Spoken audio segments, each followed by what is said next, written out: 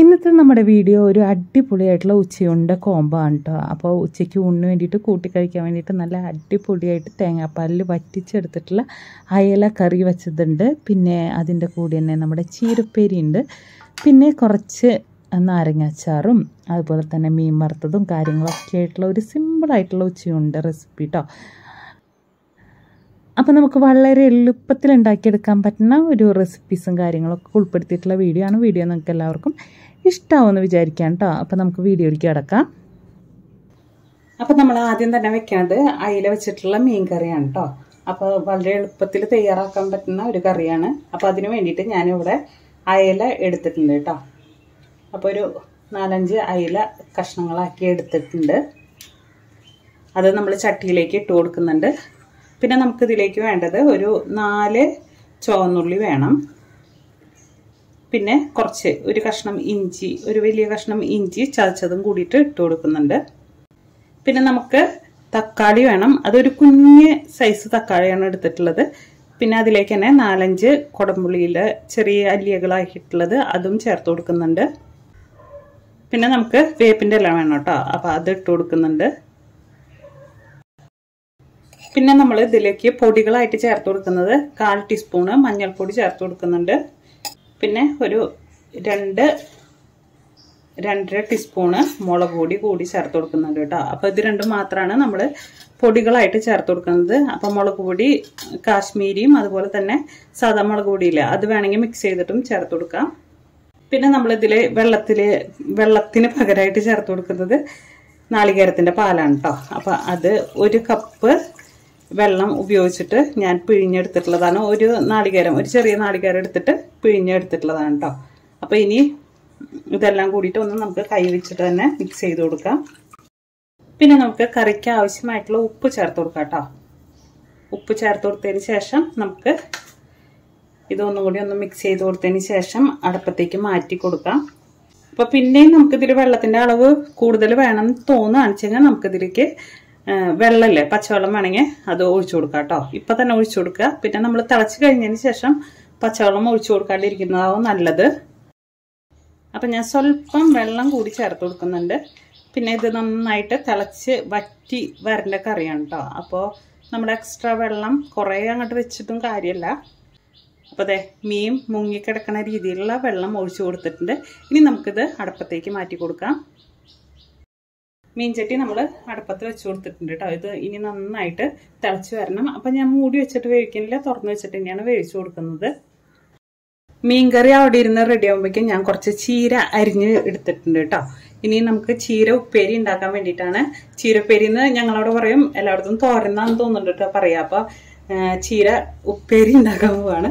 അപ്പോൾ അതിന് വേണ്ടിയിട്ട് ഞാനിവിടെ ചീര ഒരു 3 കെട്ട് അരിഞ്ഞെടുത്തിട്ടുണ്ട്. അതിലേക്ക് 1/2 സവോള എടുത്തിട്ടുണ്ട്. പിന്നെ ഒരു 5 പച്ചമുളക് കേട്ടോ എടുത്തിട്ടുണ്ട്. പിന്നെ കറിവേപ്പിൻ്റെ അരിയും കൂടി എടുത്തിട്ടുണ്ട്. അത് ഇട്ട് കൊടുക്കുകയാണ്. പിന്നെ നമ്മൾ ഇതിലേക്ക് നാളികേരം ചേർത്ത് കൊടുക്കുന്നുണ്ട്. അത് ഒരു കൈപ്പിടി അളവിൽ നിറച്ച് ഇട്ട് കൊടുക്കുന്നുണ്ട് കേട്ടോ. ഒരു കൈപ്പിടി അല്ല, കുറച്ച് അധികം ഉണ്ടായിരുന്നു. അപ്പം ഞാൻ അത് ഉള്ളത് മൊത്തം ഇട്ട് കൊടുക്കുന്നുണ്ട്. അത് കഴിഞ്ഞിട്ട് നമ്മൾ പിന്നെ ഇതിലേക്ക് ഇട്ട് കൊടുക്കുന്നത് ആവശ്യത്തിന് ഉപ്പാണ്. ഉപ്പിട്ട് കൊടുക്കുന്നുണ്ട്.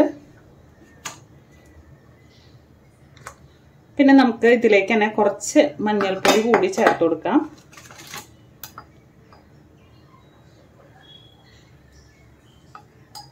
ഒരു 1/4 ടീസ്പൂൺ മഞ്ഞൾപ്പൊടിയാണ് കേട്ടോ ചേർത്ത് കൊടുത്തിട്ടുള്ളത്.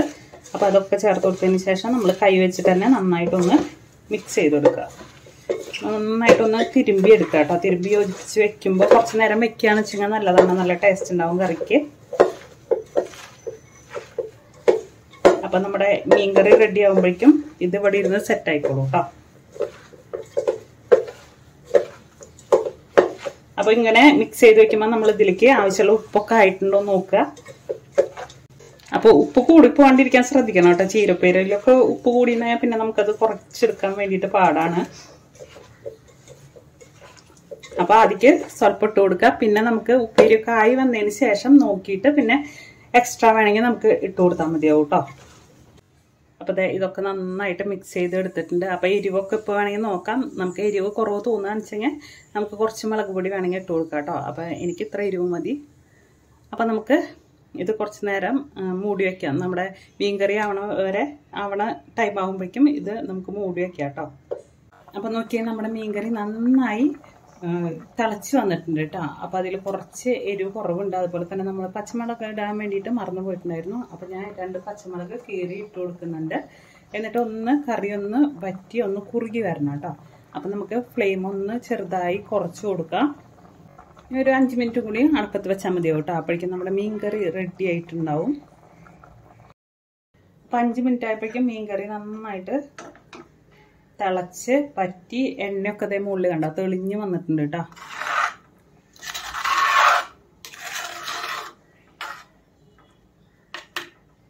അപ്പം ഈ ഒരു ടൈം ആകുമ്പോൾ നമുക്കിത് അടുപ്പത്തുനിന്ന് മാറ്റി കൊടുക്കാം.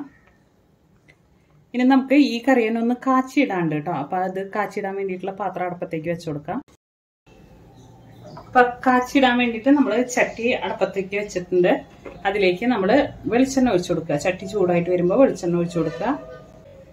അപ്പം നമ്മുടെ തൃശ്ശൂർ ഭാഗത്തൊക്കെ മീൻകറി ഇങ്ങനെ കാച്ചിടും കേട്ടോ. നമ്മൾ മിക്കതും ഇങ്ങനെ തേങ്ങ അരച്ചിട്ടും അതുപോലെ തന്നെ ഇതുപോലെ തേങ്ങാപ്പാലൊക്കെ ഒഴിച്ചിട്ടാണ് ഉണ്ടാക്കുക. അപ്പം അങ്ങനെ ഉണ്ടാക്കുമ്പോൾ നമ്മൾ കാച്ചിടാണ് ചെയ്യുക. കാച്ചിടുമ്പോൾ നമുക്ക് ഏറ്റവും പ്രധാനമായിട്ട് വേണ്ടത് നമ്മുടെ ചുവന്നുള്ളിയാണ് കേട്ടോ. അപ്പം ചുവന്നുള്ളി മൂപ്പിച്ചിട്ട് ഇട്ട് കൊടുക്കുകയാണ് ചെയ്യുക. അപ്പം ചുവന്നുള്ളി മൂപ്പിക്കാൻ വേണ്ടിയിട്ട് വെച്ച് കൊടുക്കാനായിട്ട് ഇതൊന്ന് നന്നായിട്ട് ഗോൾഡൻ ബ്രൗൺ കളറായിട്ട് വരണം. അപ്പം അതെ നമ്മുടെ ഉള്ളി നന്നായി മൂപ്പിച്ചെടുത്തിട്ടുണ്ട്. ഇത് നമ്മൾ കറിയിലേക്ക് ഒഴിച്ച് കൊടുക്കാം കേട്ടോ.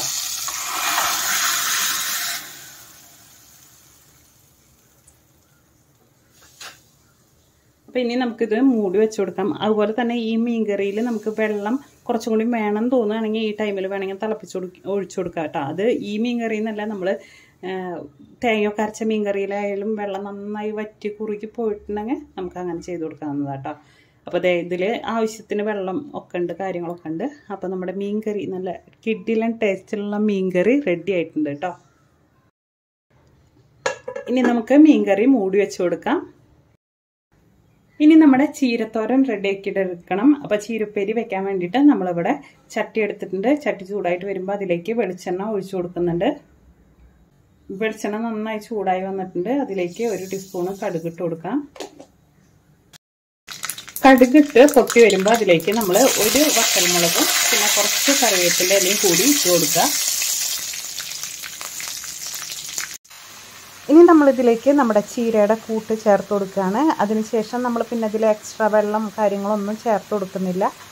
പിന്നെ നമ്മൾ ഒരു കയ്യിൽ വെച്ചിട്ട് ചെറുതായിട്ടൊന്ന് പ്രസ് ചെയ്ത് കൊടുക്കുക. അതിനുശേഷം ഒന്ന് മൂടി വയ്ക്കുക കേട്ടോ. മൂടി വെച്ചിട്ടാണ് നമ്മൾ വേവിക്കണത്. അതുപോലെ തന്നെ വെള്ളം അതിൽ ആവശ്യത്തിന് വെള്ളം ചീരയിൽ നിന്ന് തന്നെ ഇറങ്ങി വന്നോളൂ കേട്ടോ. അപ്പം നമ്മൾ എക്സ്ട്രാ വെള്ളമൊന്നും ഒഴിച്ചു കൊടുക്കേണ്ട ആവശ്യമില്ല.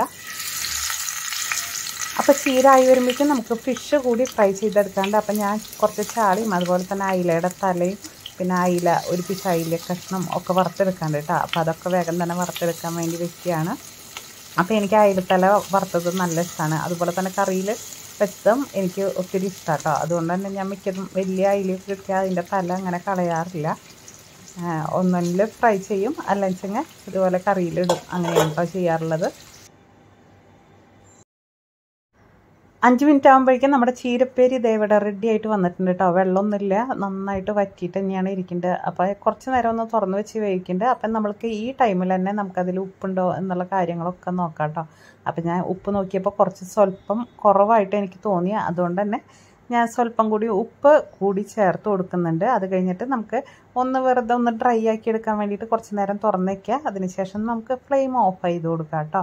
അപ്പോൾ നമ്മുടെ സൂപ്പർ ടേസ്റ്റി ആയിട്ടുള്ള ചീരപ്പേരിയും റെഡി ആയിട്ടുണ്ട്.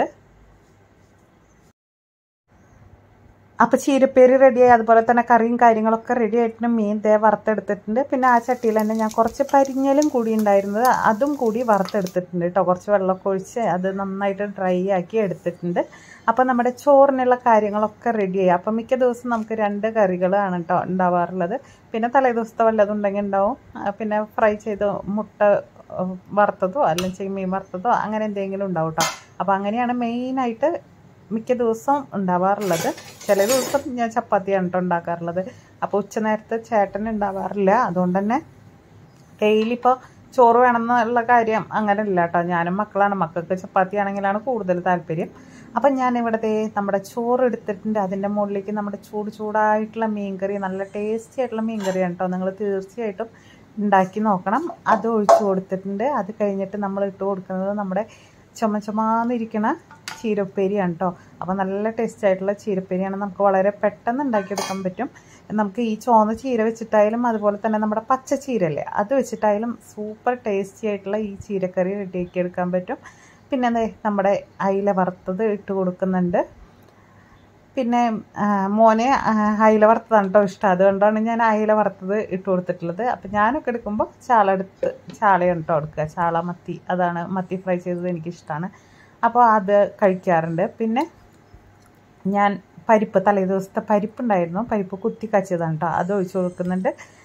പിന്നെ നമുക്ക് അച്ചാറുണ്ട്. പിന്നെ പരിഞ്ഞൽ വറുത്തത് കൂടി ഉണ്ടായിരുന്നു കേട്ടോ. അപ്പോൾ അത് ഇട്ട് കൊടുക്കുമ്പോഴേക്കും നമ്മുടെ ക്യാമറ ഓഫ് ആയിപ്പോയി. അപ്പോൾ ഇതൊക്കെ കൂട്ടിയിട്ടുള്ള ഒരു അടിപൊളി